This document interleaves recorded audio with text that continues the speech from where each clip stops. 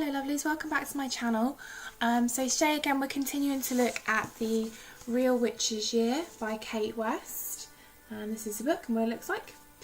I'm running a little bit behind again. I really am sorry guys. It's just my video seems to be taking so long to upload. Maybe I'm not getting something, but it's then causing me to be so far behind. But anyway, so today we're looking at the 11th of January, which is an animal healing spell. So what I want to do is I'll go through with you a little bit about what the book actually says in terms of how to do it and a healing spell for your animal. But I also want to discuss with you some other methods that I like to use. I'm not going to perform this spell because I have a cat and she is in good health, touch wood. And I don't want to, not jinx that, but I don't want to perform magic if I don't feel like I need to, because I would rather reserve that energy and that sacred energy for a time when I do need it. So this particular spell is, like I say, it's an animal healing spell. And one thing which it does say in here, which is also something to consider if you're thinking about doing it, is being careful that you're not prolonging pain or suffering for your pet, because it is hard sometimes, well it is hard every time to get to the point where you have to make the decision as to whether you're prolonging it or whether it's just best to allow them to go to rest. And that's what this spell is well, that's the warning that comes along with this spell. She's basically just saying, just, you know, be mindful that you're not prolonging suffering, because no one wants that. And of course also not to just assume that your spell will be the only thing that will work. I guess from a book perspective, she can't just say use the spell and that will clear the issue. But it might. You don't know. I mean, it's worth trying it. I certainly feel like some healing that I gave my cat a while ago when she wasn't very well certainly helped, and it may not have been the only thing that resolved the issue alongside the conventional medicine that she was having, but it certainly felt to me like I did something and it helped, and she certainly felt calmer and looked happier for it. So yeah, it's just basically saying animals that can benefit from healing spells, and just to consider whether professional help is needed, and also to not prolong pain and suffering. So for this particular spell, what you'll need is a few hairs from your animal. So if you want to give them a brush and then pull some hair from the brush, that would work well.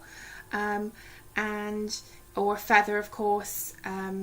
If it's a bird, you can take a feather from their cage or their enclosure. And if it's a fish or something like that, then you can take water from their tank and place it onto tissue so that the water's been absorbed by that tissue, and that tissue then encloses the energy of that animal. And then what it's saying is to take a brown candle and write on it the name of the animal. So you can use like an old pencil, a bit like how we were discussing in the last video for candle magic, inscribing your candle with something specific. In this case you would write down that animal's name on that candle with your pencil, and then use a little bit of the melted wax, or some melted wax I should say, and probably not light the candle at this point. Use melted wax from another candle to then just stick the hairs or feathers about halfway down on the candle, and then it's saying obviously put it in your holder. And then you would say something along the lines of, again, this is just a guide, if you don't want to say specific words then you don't have to, but it's saying, as the candle burns, may sickness depart. As the hairs light, let healing come in. Blessed be. And then basically you're meant to visualise and focus on your animal getting better, and allow the candle to burn down.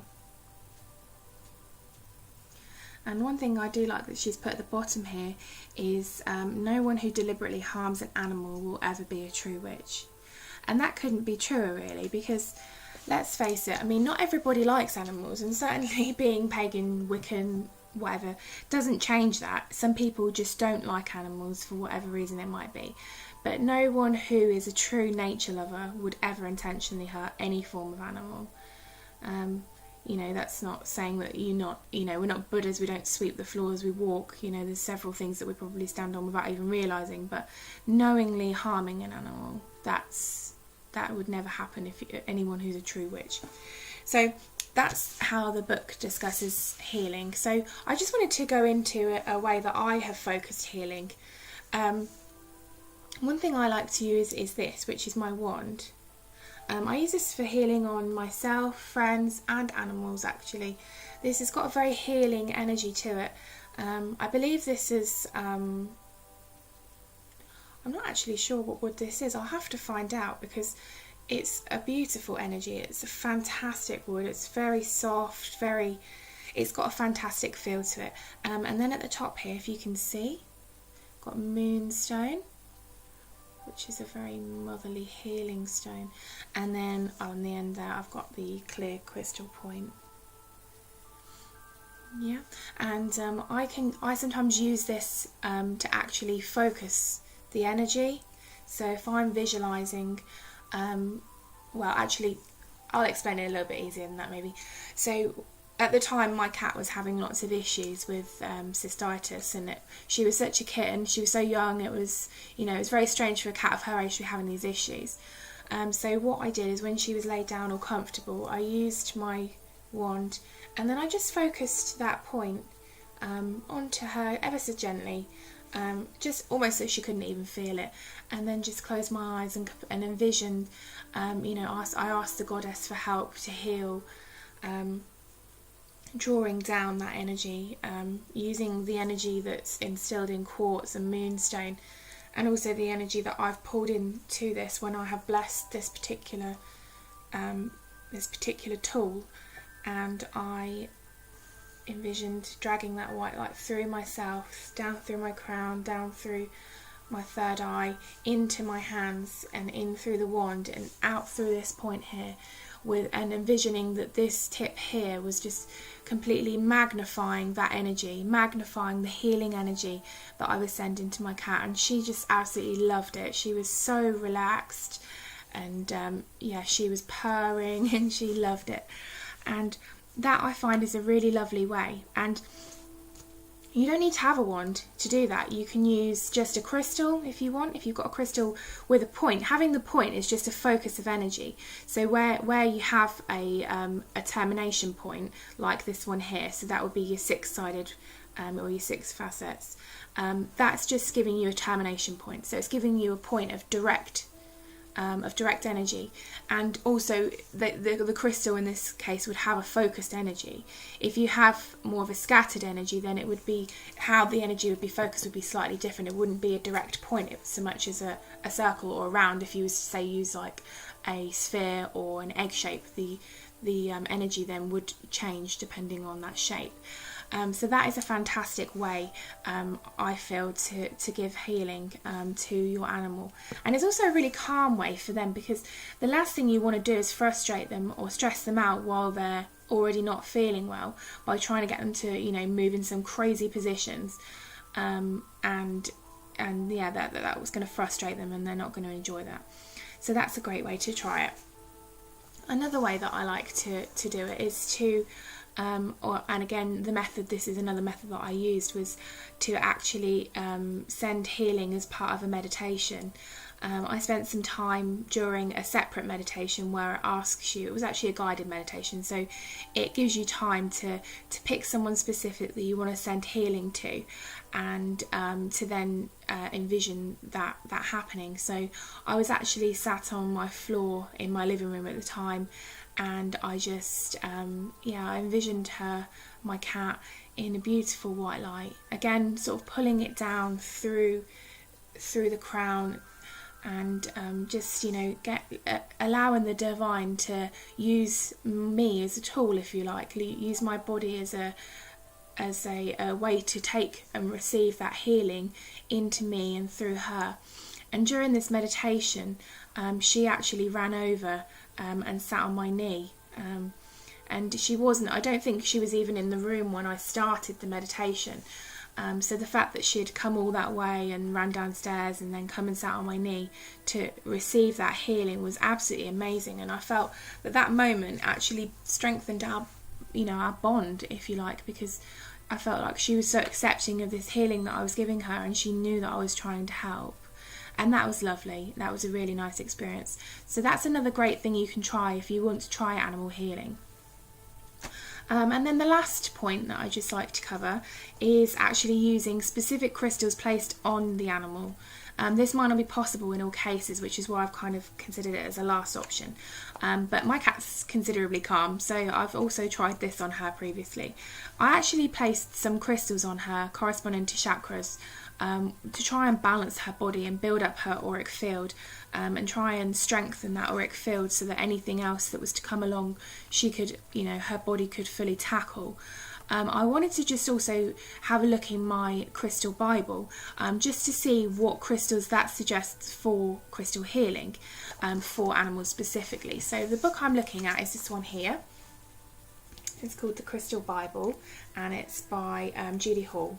This is a fantastic book, guys. You really should try this if you want something just as a reference to come back to every now and again. This is a great place to start, because it doesn't have a lot of meanings, as in it doesn't have like a massive breakdown for every single type of crystal. Like the crystals that there's more versions of, colours of, different inclusions, that kind of thing, it tends to go a bit more. It has like your main page, for example, like the crystal we're looking at is lithium quartz. So it will have like a full description, a picture here and description of standard quartz, and then it will go into a second page there where it will specify different types of quartz and then the individual meanings. So as I understand that, then quartz in general embodies all of these meanings on the first page, and then the second page is additional specific meanings for that colour stone. So the stone that the book is actually advising that we can use for animal healing is lithium quartz. So what I'll do is I'll just quickly read you the description out of the book, so you can then make the decision for yourself whether you would like to purchase this or not. So lithium quartz is naturally coated, spotted lilac, reddish purple is the colours. So it's a natural antidepressant. Its powerful healing energies gently lift the conditions underlying the depression to the surface, neutralising ancient anger and grief. It can reach back into past lives to dissolve the roots of emotional disease. This is pervading the present life. That is pervading the present life. So it's saying that it has that ability to go back, find the root causes of emotional issues, and bring that to the surface so that you can get rid of it in your current lifetime. That's obviously referring to past lives, which I'm sure we'll go into on another time. Lithium quartz is an excellent cleanser for the chakras and will purify water. So that's something to bear in mind as well, which also brings me to another point which I will cover in just a second. It's extremely useful as a healer for plants and animals. One thing that would be an awesome idea here, which I always have in my cat's water bowl, is a crystal. Again, depending on that particular crystal, I'm not sure what that is on the scale of hardness, whether that would be affected by water or not. I don't think it would be. From the looks of it, it doesn't look like it's going to be on the lower scale, so I think that one will probably be okay. But I actually have in my cat's bowl, I have a smoky quartz to try and remove any negativity and instill positivity. So when she's drinking the water, she's instilling herself with the energy that I've created by programming that crystal correctly. So yeah, that's just some ideas there, guys, on how you can use crystal, how you can do animal healing. So just going back to the book, it would be a spell in terms of what the book's suggesting you can try. But there are other options there for you if you want to give it a go. So thank you for watching. I hope you enjoyed the video. Please like, subscribe and comment. If you've got any other tips as well, things that you try, things that you found to be successful when you've done, then I'd love to hear about it. So yeah, thanks guys, and blessed be.